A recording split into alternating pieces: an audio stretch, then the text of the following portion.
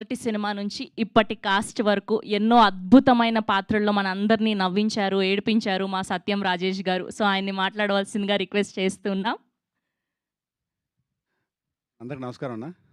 Media వారికి పేరు పేరున ఈ సినిమా క్యాస్ట్ అని ఓ డిఫరెంట్ స్క్రిప్ట్ తోటి, అంటే ప్రతి వాళ్ళు చెప్తారా కొత్త పాయింట్ అని. కొత్త పాయింట్ కాదు, ఎవరు టచ్ అయిన పాయింట్ అది, చాలా సెన్సిటివ్ పాయింట్ అది.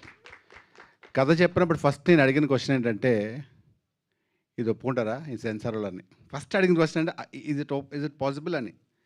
సో ఫస్ట్ మా జంపన్న కథ చెప్పడం, అది చెప్పి ఇప్పుడు మాట్లాడే కదా స్పీచ్ చాలా చాలా కాన్ఫిడెంట్గా, అంతే కాన్ఫిడెంట్ సినిమా తీశారు.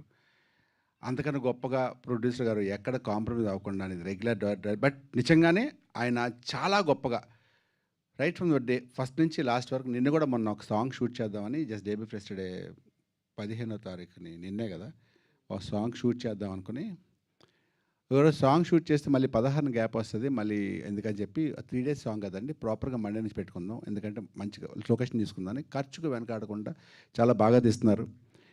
ఈ సినిమాలో వరుణ్ సందేశ్ అసలు ఇప్పుడు దాకా చూసిన లవర్ బాయ్ అసలు గుర్తు కూడా ఉండదు, సినిమా చూస్తున్నారు. చాలా వండర్ఫుల్ పర్ఫార్మెన్స్ అది. నేనే ఆయన పర్ఫార్మెన్స్లో నేను ఏడ్చాను.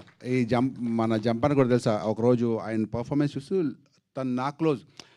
తన క్లోజ్ తీస్తూ నా సజెషన్ పెట్టారు. సో నా ఫేస్ ఇంత దగ్గర చూసి ఆయన పర్ఫార్మెన్స్ చూసి నేనే తెలియకుండా కన్నీళ్ళు వచ్చి జెన్యున్గానే ఏడుపు వచ్చింది. అంత గొప్ప ఆర్టిస్ట్. నేను నిజంగానే వరుణ్ సందేశ్ నాకు ఎక్స్పెక్ట్ చేయలేదు. ఇప్పుడు సరదాగా ఇలా తిరుగుతూ గర్ల్ లవ్ చేస్తాను అనుకున్నాను, కానీ చాలా బాగా చేశారు. And Gagan most handsome hero. అలాంటి నాకు భయం, బట్ స్టిల్ తప్పదు, మాట్లాడక తప్పదు. గగన్ ఈ సినిమా చాలా బాగా పర్ఫామ్ చేసి ఆల్మోస్ట్ లైక్ 50-60 days తిండి తినకుండా బాడీ షేప్ చేయడం మొదలుపెట్టి షూటింగ్లో కూడా వర్కౌట్స్ చేస్తూ, అంటే డెడికేటెడ్గా. మేమందరం బిర్యానీలు తింటుంటే ఇది మాత్రం నేను తినకుండా పక్కనే కూర్చొని, అన్న నేను తినకూడదన్న అని చెప్పి, ఏమంటే వాళ్ళు షర్ట్ ఇప్పాలన్న అని చెప్పి అని పాప. అంటే నేను చెప్పేది ఏంటంటే, ప్రతి ఒక్కరు ఇండస్ట్రీలో వచ్చిన ప్రతి ఒక్కరు డెడికేషను, ఆ గొప్పతనం, ఏదో సాధించాలని తపన 100% సాధించి తీరుతారు కష్టపడితే. So I wish you all the best Gagan, best of luck. And మా ప్రొడ్యూసర్ గురించి చెప్పాను, డైరెక్టర్ గారిని చెప్పాను. ఈ సినిమాలో ఇంకందరూ అయిపోయారు. నెక్స్ట్ అలాగే అవడా రవి అయితే నెక్స్ట్ పింగ్ పాంగ్, అందులో ఒక మంచి క్యారెక్టర్ చేశాడా, అలాగే చేశారు. పృథ్వీ గారు చేస్తారు, నాగబాబు గారు చేస్తారు, హీరోయిన్ టీవీ గారు మంచి క్యారెక్టర్ చేస్తారు, ఒకవే.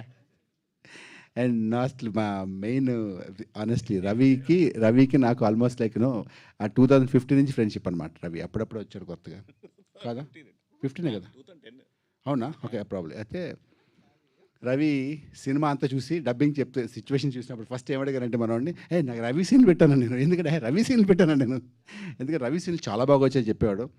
అండ్ జెన్యున్గా హ్యాండ్సమ్ యాంకర్ రవి నుంచి యాక్టర్ రవిగా అవుతాడు. ఈ సినిమా తర్వాత గ్యారెంటీగా మంచి ఆర్టిస్ట్ అవుతాడు. అండ్ తిను కూడా హీరోగా సినిమా చేస్తున్నాను, చెప్పలేదు మీకు. మళ్ళీ మనందరం అప్పుడు కలుద్దాం.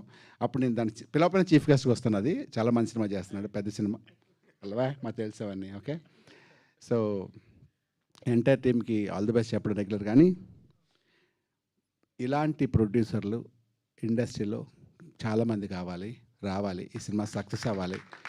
సక్సెస్ వచ్చి ఇప్పుడున్న పరిస్థితుల్లో ప్రతి ఒక్కరు బిజినెస్ గురించి ఆలోచిస్తున్నప్పుడు, థియేటర్కి ఆడియన్స్ వచ్చే పరిస్థితి లేకుండా ఉన్నప్పుడు, మీరు దయచేసి మీరు సినిమా చూసిన తర్వాత 1% నచ్చిన ప్రమోట్ చేయండి ప్లీజ్. థియేటర్కి వచ్చినట్టు చేయండి ఏదో ఒకటి. మేము అంతకన్నా ఏం చేయలేం. ఏ సినిమాకి ఓపెనింగ్స్ ఉంటావో ఏముంటో తెలియదు కాబట్టి మేము కష్టపడ్డాం, ప్రొడ్యూసర్ గారు కానీ డైరెక్టర్ కానీ మీ అందరు కానీ. మిగతాది మీ చేతిలో ఉంది. Once again thank you so much and love you. And last but not least, and మా అభిమాన యాంకర్ శ్రవంతి గారికి వన్స్ అగైన్ ధన్యవాదాలు. Thank you so much. Thank you so much. Thank you Rajesh గారు, థ్యాంక్ యూ సో మచ్.